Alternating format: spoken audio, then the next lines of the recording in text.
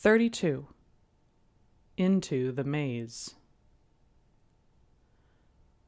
After the incident with Barrett on the upper levels of the palace, Lamar suggested they return to the ground floor. While this was closer to the battlefield, there was less chance of running into any patrols, and Lamar guessed that the only soldiers down there would be the prison guards. They headed in the direction Barrett had told them to go to find the prisoners, pausing every now and then to listen. The lower levels seemed to be deserted, and the halls were silent. Aside from a lantern on the walls every now and then, and maybe an open door letting in light from the courtyard, it was mostly dark. After moving down the stairs, they encountered a series of winding halls moving gradually in the same direction. There they paused, looking around uncertainly. "Where to now?" Maya asked softly, her voice echoing in the deserted halls. Lamar thought a moment, looking around. "I'm not sure. Let's keep going. Keep an eye out for any guards."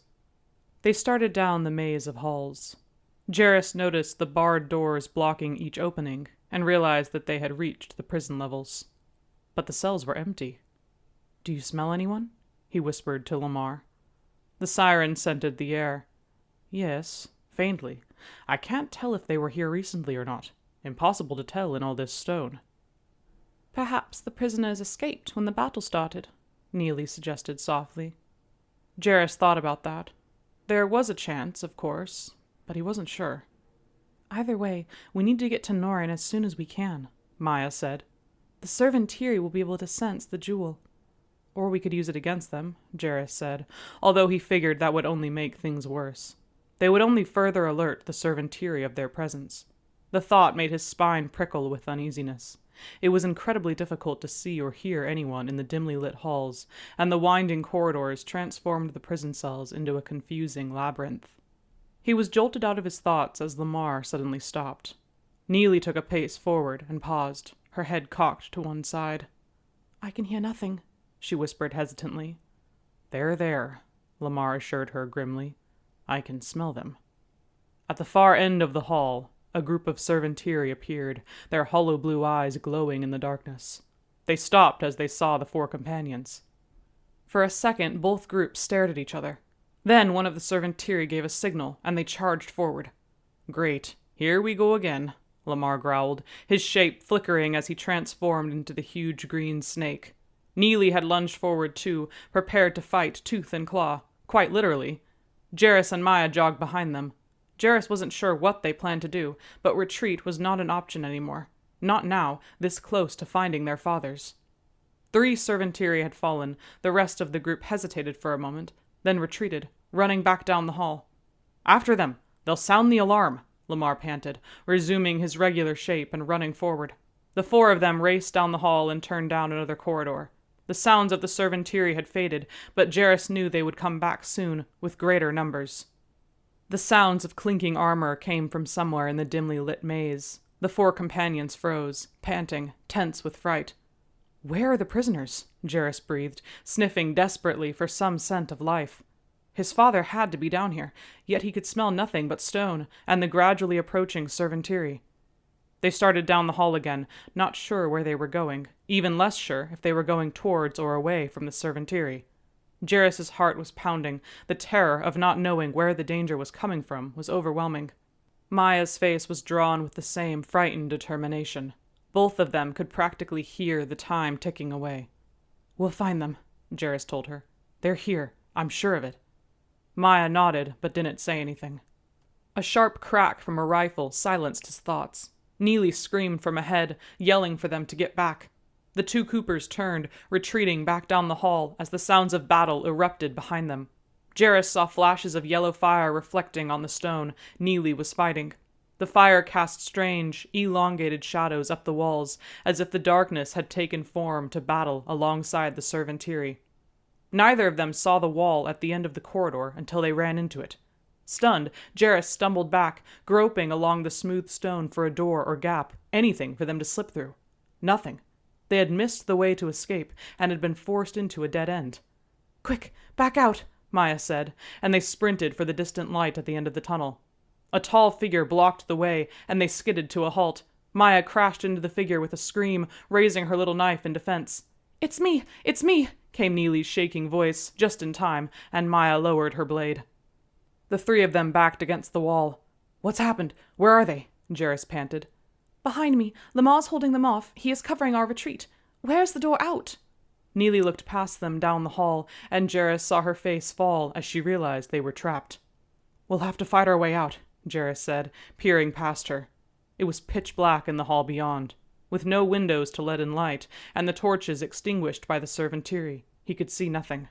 He had noticed before that the servantiri seemed to be able to see just fine in the dark. This is bad, he muttered, unnecessarily. Light flickered dimly at the end of the hall. Lamar's shape was dimly outlined as he relit one of the torches on the walls, then ran the rest of the way to them. What's going on? This is a dead end, Jarrus told him.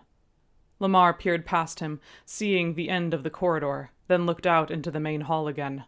From the way he had come came the soft clinking of armor. One by one, pairs of glowing blue eyes appeared in the darkness.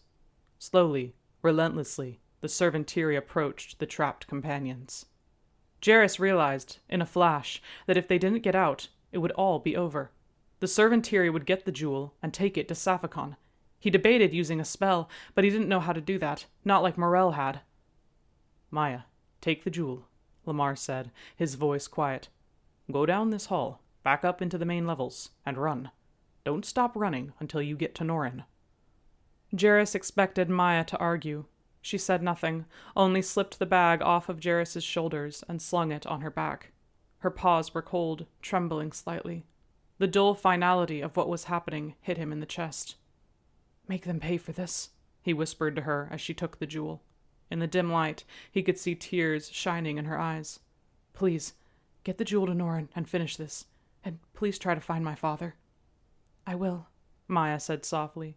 Her voice was quiet, but steady. We'll cover you, Lamar said.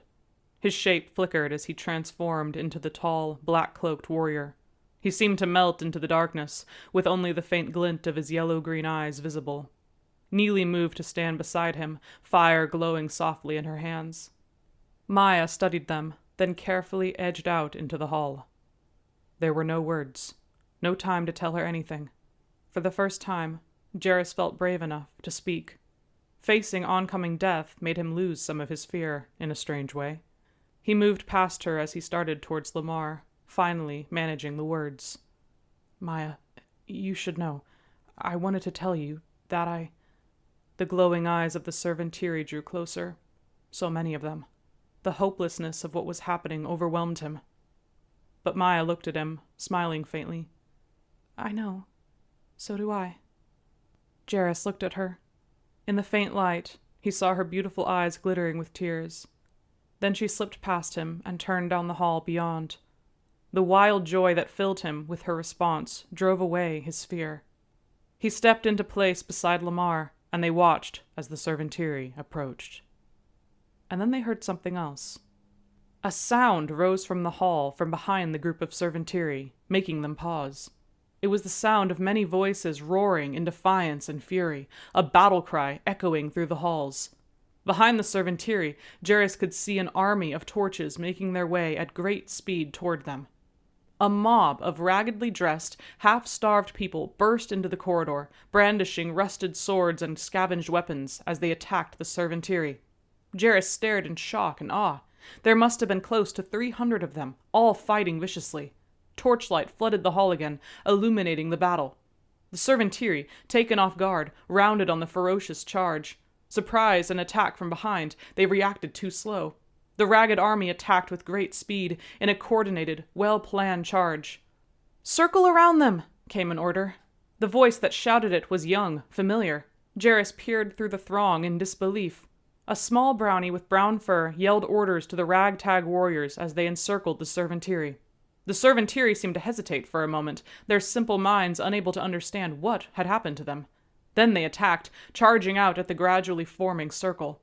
"Let's go!" Lamar shouted, and the three companions joined the battle. Jarrus slashed at a servantiri warrior, then bumped into the brownie. "Persini?" he managed to stammer, stunned. Persini blocked a blow from another warrior, then grinned at Jarrus. "Oh hey, glad you guys made it." "Persini, what?" The sounds of battle cut off Jarrus's baffled questions. He focused on the fight, though he could barely make sense of it. Persini was here, leading an army of ragged and surprisingly skilled warriors. Where had they come from? "Push them back!" came Lamar's voice. He and another warrior had forced open one of the cell doors. Persini's warriors pressed forward, forcing the servantiri to retreat back into the cell. A few of them tried to fight, but the strange newcomers were stronger. Jarrus saw them striking skillfully at any servantiri who resisted.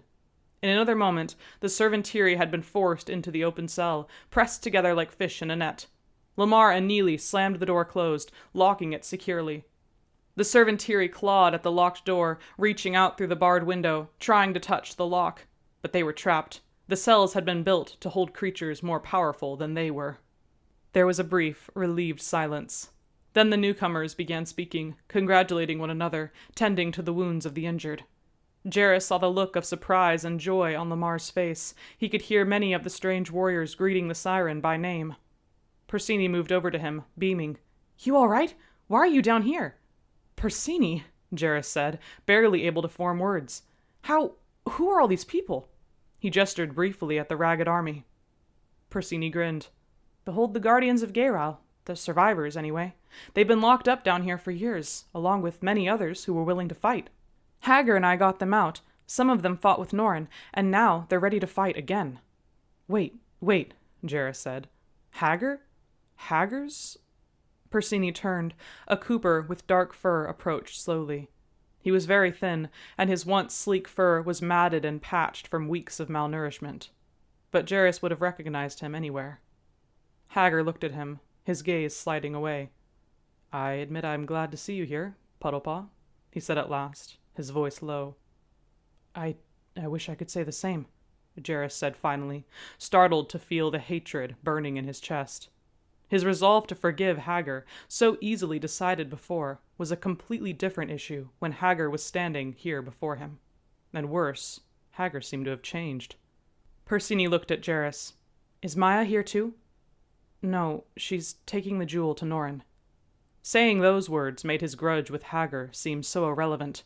There were bigger problems happening now. Lamar and Neely both approached through the crowd. After greeting Persini warmly, Lamar turned back to business. "How many here?" "Maybe 200 who can fight. Maybe more," Persini said, studying the waiting warriors. Jarrus was impressed to see the set in his stance. There was a commanding aura that belied his usual quiet personality. "I'll check with the wounded. Most likely they'll all want to fight, no matter their injuries." "Good. That's good," Lamar said, nodding in approval, "because we'll probably have to fight several groups of servantiri to get up the mountain." "The mountain?" Hagar echoed, looking uncertain. "What's up the mountain?" "It's the only way to end this. Norin, with any luck, should be up there now. Rigel went after him, carrying the knife, and hopefully Maya will get the jewel there too," Lamar said. "Let me check with my warriors," Persini said, straightening as he turned toward the waiting group. Jarrus watched him, still startled. The term "my warriors" wasn't an exaggeration. The ragged former guardians followed the young brownie's command without question. He had to smile to himself. "There's something you need to see," Hagar said quietly. Jarrus looked at him. He had almost forgotten he was there. "What?" Hagar nodded toward the group. "Over here. They're both waiting." He hesitated as they moved through the ranks of warriors, started to speak, but stopped. The crowd parted slightly. Standing before them were two coopers. They sat beside each other, both of their fur sprinkled with signs of age. The male, a grizzled gray, the female, an elegant silver. Jarrus's gaze was drawn to the female cooper as she looked at him, smiling, tears shining in her eyes. The world seemed to melt around him. He could hear nothing, his heart pounding in his ears, his vision focused on the cooper. Finally, he managed to croak one word, his throat tight with emotion. "Mom?" 33. Reunion. Rigel took a half-step back as Sapphican moved closer. He glanced back at Norin, looking for some direction, some idea of what to do. Morel, held by the two servantiri, squirmed fiercely, but the two soldiers barely reacted. Sapphican ran a delicate finger down the blade of the knife, removing a spot of Sarive's blood, and cast a patronizing gaze at Norin. Ah, Norin, I understand we are both men of action, so I shall keep it brief. Give me the ring, and your princess will go free." "Don't listen to him!" Morel screamed. One of the servantiri kicked her in the stomach so hard she doubled over, gasping. Norin stepped forward, hands raised slightly, spread in a placating gesture. Wait. She holds no value to you, and if you hurt her, any deal is off." "No value?" Saphicon repeated thoughtfully. "That's a rather hurtful thing to tell her. No, she actually has great value to me. She's a fascinating creature. As I have heard, she has mastered several spells of the jewel quite well." He cupped Morel's chin in his hand, turning her head upward. Morel snapped at his fingers, and he withdrew his hand. "What do you want with the ring, then?" Norin asked. "If what you said earlier is true, the ring has no value to you either." Rigel looked at him in surprise, then back at Saphicon. Saphicon shook his head. "No value, but still some use, if you understand my meaning." "I don't," Norin said. "Now let her go, and we will talk. Or take me prisoner in her place until we come to an agreement." Saphicon thought for a moment, then nodded. "That seems satisfactory." He nodded to the guards, who dropped Morel to the ground, then surged forward to bind Norin. Rigel stepped between them, raising his sword. His heart was pounding, the blood roaring in his ears. "Not yet, Rigel," Norin ordered sharply. He laid a hand on his shoulder, gently pushing past him. "Wait. We will talk first." Calmly, he held out his hands to the guards, who bound his wrists tightly and shoved him over to Saphicon. Saphicon looked over at the golden tablet, seeming to notice, for the first time, the glittering, sparking ring resting on its surface. "Ah, I see you've already started the process. Interesting.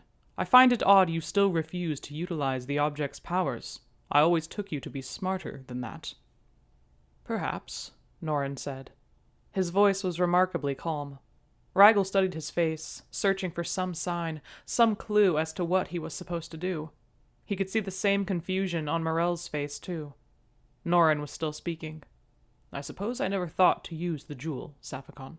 Not for myself, not for Geiril. I knew Geiril, at least, always had a better alternative." "Oh?" Saphicon asked, raising an eyebrow. Something clicked in Rigel's mind, a memory stirring from a discussion days ago at Larkin's, when Norin had said that before, and suddenly adrenaline was rushing through his veins. Saphicon frowned, not comprehending. "And what alternative was that, Norin?" Norin smiled. "The Guardians." "I never told you, either of you," Ada Puddlepaw whispered into Jarrus's ear. She held him close, wrapped in one of those tight hugs that Jarrus never realized how much he missed. She was here, in Saphicon's palace, after 6 years and who cared how many days. She was here. "How?" he managed to choke. His voice seemed to have faded away. Ada pulled back, looking him up and down. Her eyes shone with bittersweet tears. "I'm sorry for never telling you the truth of who I was, or what I did. It was too dangerous for you to know. Of course, you ended up getting wrapped up in it all, either way." She shook her head wryly. Jarrus looked her up and down, still in shock. She really was here. He was overwhelmed with joy, but needed an answer. A long one. "Where were you?" Ada exchanged a look with Karis, then turned back to her son. "It seems you already know of the Guardians of Geiril. Well, they had other allies, too. Allies on the mainland." Jarrus's head began to spin again. "Allies? Wait, you were a—" "I never fought with them," Ada interrupted him before he asked the question. "But I was an informant, one of the only set of eyes and ears for them in Mata City, actually." She smiled faintly at the disbelief on his face. "When Saphicon rose to power, I helped relocate many of our allies. Get them away, safe from Saphicon. After the Guardians were outlawed, I worked against Saphicon. We worked especially hard to stop his weapons smugglers, which definitely angered him. Then I settled down with you and your father. I hoped, if I remained inconspicuous, that Saphicon wouldn't find me." She shook her head. "I was wrong." "Saphicon captured her that night, so long ago," Karis put in, unable to keep quiet anymore. He sat beside Ada, putting an arm around her as if to keep her near forever. Seems he was looking for any remaining spies. I wanted to help the Guardians, especially once they were outlawed, Ada said softly. I don't regret that. My only regret is not telling either of you. She hugged both of them close again. People talked. People all said you ran off, Jarrus mumbled through the hug. Ada laughed, a sound Jarrus had missed more than anything. Well, I'm sure my reputation will be tarnished past repair when we return home, though maybe that's for the best. No one could know the truth of it. If they did, all of Mata City would have been in danger. Jarrus remembered what the kidnappers had told Maya the night they had taken her father, the threat to kill. He understood it now. We would have helped, he said. Pop and I. We could have all done it together. Ada shook her head slowly. We might have. I was too worried to put any of you in danger. But now, she looked at Jarrus with pride in her eyes. Now, I know we will do it together. Jarrus hugged her again, if only to make sure she was really there. It was so surreal, all of it, yet the pieces fit together. Then you were here all this time? Captured? Yes, Ada said, taking a breath. I tried to escape, to make it back to you. I tried many times. It never worked. The shadow of a dark memory clouded her face for a moment, but she shook it away. I found the tunnel first, the one that Persini and Hager used to get us all out. That tunnel allowed me to enter some of the cells. When Hager came, he had been beaten, nearly to death. Your mother saved me, Jarrus, Hager said softly from behind.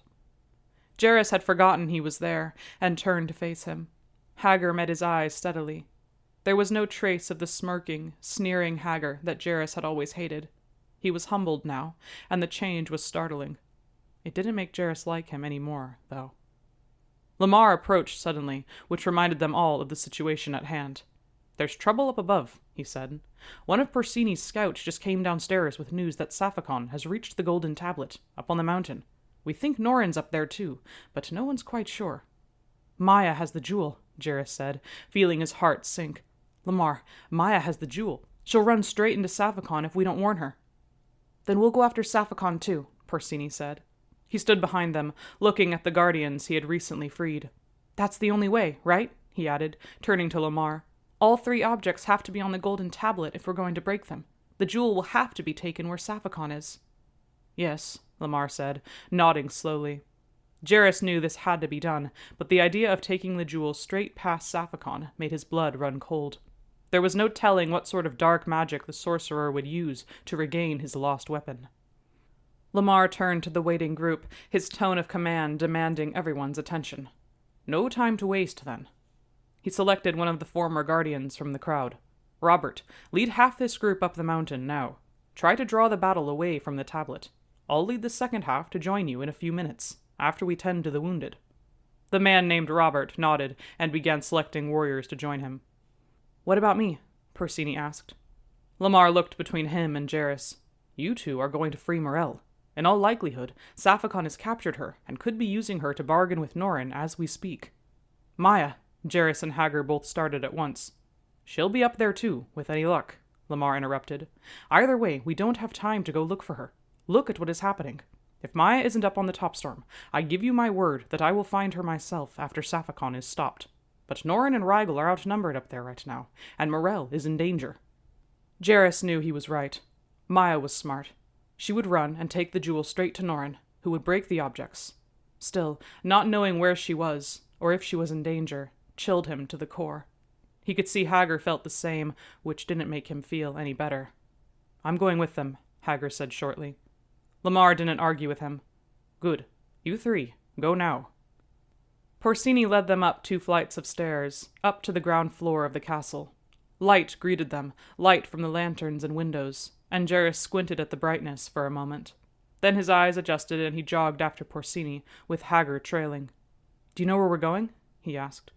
The looming bulk of Topstorm Mountain leered down at them. There was no telling where on the mountain the tablet was.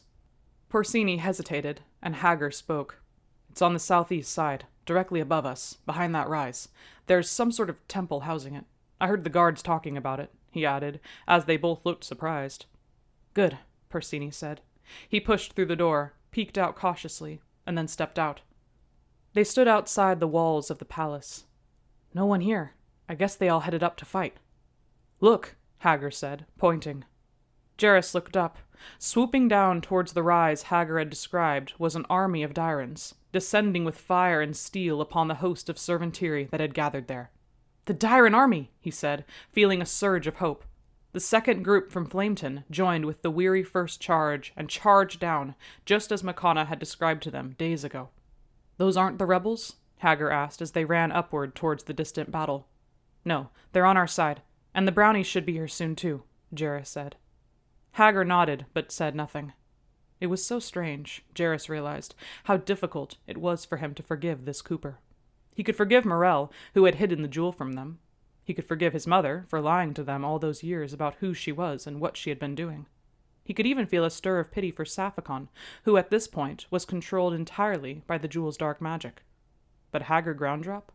That felt like something else entirely. So, Maya told you what happened that night they captured us? Hagar asked finally. I was there, Jarrus said. I watched. Another silence. They moved up the hill steadily, weaving around hulking boulders and patches of shrubbery. How many Coopers did you turn over to them? He asked finally. Hagar looked at him. I didn't know about your mother, Jarrus. This deal, I only started helping them a few months before we were captured. Nice wedding gift to Maya. I didn't want her to be hurt. I wanted to impress her, to fight the men off when they came for her father, Hagar said haltingly. Oh, and impress your father-in-law while you're at it too. Creative. The words were sarcastic and sneering. Jarrus wished that he could take them back, but years of enduring Hagar's rudeness and snobbery seemed to have morphed into these snappy insults. Hagar said nothing for a moment. I've apologized for my treachery, but I know the part that really gets you is Maya, Puddlepaw, he said finally, his voice crisp. I've seen how you look at her, after all these years. I saw the jealousy in your eyes that day by the canal, the day before Saphicon captured her father. Ultimately, you know it will be Mr. Raintail's decision. No, Jarrus said, as he realized the truth suddenly. It'll be Maya's. It'll be her choice alone, as it ought to be. He paused. The fact was painful, searing his heart, but he knew it was the truth. And if she chooses you, now that you've changed, I respect that decision. And I wish happiness to you both. There, he had said it. The very idea brought burning tears to his eyes, but he knew that was the truth, and the purest way to prove his love for her. Hagar looked a little startled. Thank you. An awkward pause. Porcini spoke quietly from up ahead. He had reached the ridge and huddled behind a large rock. Get down. Look at this. The two Coopers quickly dropped down beside him. Jarrus peeked over the ridge. The ground dropped away slightly, forming a shallow valley. 20 yards to their left stood a crumbling ruin of a temple. Beneath it sat an anvil-like shape, made of steel and glittering gold. He saw Rigel and Morell standing just in front of it. Behind them stood several Dyran warriors. King Makana stood a little ways in front of them. To their right, directly below Jarrus's vantage point, stood Saphicon. Servantiri had encircled the valley, hemming them in with a wall of armored forces. Norin was beside him, his wrists bound, his staff lying out of reach at his feet. Saphicon stood smiling, confident, unworried. His fingers played over the mirror-like blade of the knife of destruction.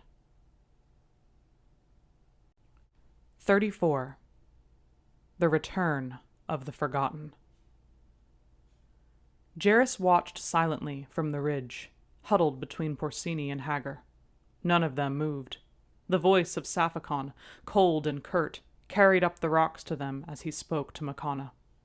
King Makana, I wondered how long it would be before you paid me a visit. Sympathizing with the weaklings as usual, I see. Makana's wings fluttered slightly in the breeze. He towered over Saphicon, with General Hawkblaze and General Warnwing standing just behind him at the ready. In the name of the High King of Kunsia, Makana said steadily, his deep voice filling the valley, your reign ends today. You have terrorized Geiral's people for long enough, bleeding your civilians dry with taxes, tormenting their streets with your soldiers. You have failed Geiral in a time when her people most needed you, and for that alone, we demand your immediate surrender. Surrender? Saphicon laughed. It was a high, clear laugh, tainted with a madness that chilled Jairus to the core. "Surrender now, when you are surrounded by my forces? Ah, Makana, have you noticed that I have not killed you all yet, when I could do so with the knife? But I have not done so, because I need you alive. Consider yourself lucky. You are both still of some use to me." "Put the knife down, Saphakon," Norin said. "Every time you use it, or the ring, or the jewel, every time, they drain away more of your humanity, more of your sanity." "Sanity?" Saphakon laughed again. "Our view of sanity is very limited, Norin. The jewel takes the mortal mind somewhere else entirely, to a place of power you can only dream of." "At what cost?" Norin asked. "Saphakon, stop this before any more lives are lost. We will talk, you, Makana, and I think after hearing our counsel you will decide not to continue entertaining this mad power that has seduced you." Porcini looked at his two companions and whispered, "Morell's safe with Rigel. The Dyrans are all here. What should we do?" Jairus had no idea. Everyone in that valley was in danger as long as Saphakon held the knife. He waved it every now and then at Makana as he spoke, but the Dyran king didn't flinch. Saphakon smiled at him. "Brave, aren't you, sire? I will test that bravery, and that of your soldiers, if you refuse to leave my domain in peace. Leave now, before this pointless rebellion gets further out of hand." Makana did not answer, only nodded to his warriors, who took a few steps forward, their weapons at the ready. Jairus saw the circle of Servantiri tighten around the valley, moving to meet the Dyran army. Saphakon raised the knife in the same moment. "Devrando," he said, almost casually. Jairus only saw a flicker of shadow spit from the tip of the blade before it hit the Dyran lieutenant to the right of Hawkblaze. The Dyrans froze as the lieutenant's limp body fell to the rocks. "I still have purpose for you, Makana," Saphakon hissed. "I have none for your friends. I will kill them, all of them, if you insist on fighting me." He raised a hand and shouted a strange command. Jairus noticed that none of the Servantiri reacted, only turned expectantly, looking up at the hulking mountain above them. The command had not been for them. Then who, or what? From above them came a rumble as heavy doors were opened.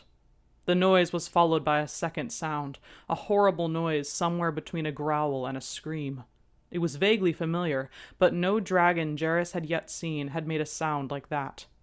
Then, creeping out of its den above, the beast emerged and began crawling slowly down the mountain to join its master. Jairus wanted to speak, but stopped, unable to turn his gaze away. The creature was huge, close to 40 feet long, he guessed, dwarfing every dragon he had yet seen. Its scales were iridescent white, like a pearl, seeming to cast many colors around it. Its face was gaunt, the muzzle long, filled with sharp fangs, but its eyes were hollow and glowed blue. What sort of dragon is that, Porcini?" Jairus stammered. "No, that's not a dragon. I don't even know what that is." Porcini's voice trembled with horror as the beast crept the remaining distance down to the waiting armies, its chest rumbling with another horrible, high-pitched snarl. Saphakon smiled. "Fight if you will, Makana. My warriors come aplenty, and I shall have you know that they are eager for your demise." The battle began before Jairus noticed. There was no command, no noise from either side to give warning, not like he had pictured battles. Half of the Dyran army, led by King Makana, rose gracefully into the air, then dove at the giant dragon like crows attacking an eagle. The massive beast snarled its hatred and rose onto its hind legs, clawing at its attackers. Its talons shredded the wings of a warrior, and the helpless Dyran plummeted into the rocks. Fighting had also begun on the ground. Jairus saw Rigel and Morell fighting alongside General Hawkblaze, striking at the Servantiri who had approached. He searched the throng frantically. Norin and Saphakon stood where they had, Norin's hands still bound, seemingly helpless as he watched the fight. "Come on!" Porcini said, and the three of them ran down the rocks. Jairus' paws skidded on the loose gravel, but he kept his eyes on the bloody battle unfolding before them. Bodies already littered the ground, bright red blood mixing with the strange purple of the Servantiri's blood. Every now and then he heard Saphakon shout the killing curse, picking Dyrans out of the sky as if he were hunting waterfowl. "We have to get the knife," he yelled to Porcini, but his voice was lost in the battle. He crashed into a servantiri, leapt out of the way just in time, and ended up side by side with Morel. "Where's the jewel?" the princess shouted over her shoulder to him. "Maya has it. She's coming," Jarrus yelled back. Again, he felt the cold fear clutch his stomach. Where was Maya? She should have been here by now. What if she'd been captured? Or worse? He was unable to finish the thought. General Hawkblaze's deep voice reached his ears. "Servantiri, coming from behind!" Jarrus turned. A second host of servantiri reached the battle, clashing with the Dyrans from behind. There were so many of them. They outnumbered the Dyrans 5-1. If we lose this fight... The unwelcome thought crossed his mind, and he forced it away. He saw glimpses of fur amid the Dyrans' scales, so the brownies were here now too. The knife flashed again, and another Dyran lieutenant dropped dead from the sky. Safakan laughed, looking into the knife's black blade. "Give it up, Makana," he called in a sing-song tone. Jarrus looked up. He saw Makana gather his troops in the air, trying to come up with a plan. The servantiri dragon let out another bellowing screech and clawed at them. The howls of pain and death from their allies echoed in Jarrus's ears, cries from the brownies and Dyran soldiers, cries from the few guardians fighting beside them. They would all be killed, and Safakan would take the jewel back. "No!" he panted hoarsely. Safakan blasted down another Dyran lieutenant with the knife. Blinded by rage and desperation, Jarrus lunged forward, his little knife clutched between his teeth. Safakan saw him coming, smiled, and lowered the black blade at him. Jarrus froze, the world slowing around him as Safakan opened his mouth to order his death. "Wait!" Norin's voice froze everyone in place. Safakan whipped around to look at him. "What do you want?" he snarled. "What are you going to do, great and powerful Norin, who gives up on battles before they start? Try to talk your way out of this. This battle has already begun. I will kill them all, and let you watch their bodies pile upon each other. What say you to that?" Norin smiled. "I wanted to tell you," he said, "that you have left your back door unguarded." Safakan turned sharply, looking back down the road. The hillside blocked Jarrus's vision. He could see nothing, but could hear the fall of many boots. "What is it?" he demanded to no one in particular. An army of warriors in tarnished silver armor clashed with the servantiri blocking the road. Jarrus could only see glimpses through the servantiri's white armor. The servantiri swarmed around the road, slashing frantically at the unexpected arrivals. And still they were pushed back. Safakan's soldiers fell, giving ground to the warriors. "Who are they?" Hagar stammered. Jarrus stared. In clean, ordered ranks, the warriors pressed through the servantiri's circle, moving onward. Some carried swords, but others wielded staffs, spinning them in glittering arcs as they blocked the servantiri's gunfire. Flashes of red and blue fire sparked from the ends of the staffs, lighting the shallow valley in multicolored glory. And Safakan stood frozen, as if the shadows of long past had come back to haunt. Leading them strode Lamar, in the guise of the tall black warrior with the sword. Beside him was a familiar burly warrior. Jarrus realized it was one of the warriors they had met at Larkin's. Behind them, shoulder to shoulder, walked many others, a sea of faces that were vaguely familiar to Jarrus. More warriors from Larkin's house, raggedly dressed former prisoners. Yet to Norin, the faces were far from vague. Norin brought his bound hands up above his head, then down sharply. Sparks shot from his fingertips, burning away the ropes that held him.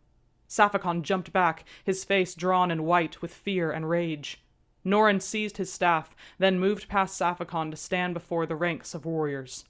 "It's not possible," Safakan panted, his eyes wide and wild with hate.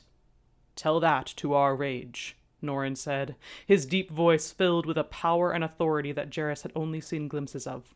No longer was this the Norin who had hesitated to confront Safakan, who hid in the shadows, whose fear for safety overruled his passion for freedom. No longer did the wizard wear the guise of a fisherman. Norin spun his staff, sparks flickered from the ends, then billowed into golden liquid fire that ran up and down the length of the staff, running over the wizard's hands and illuminating the light of battle lit afresh in his eyes. Across the glade, Rigel stared with his mouth open. The guardians of Gaerail stood at the ready behind Norin, their weapons drawn, fear long gone from their hearts, vengeance glowing in their eyes.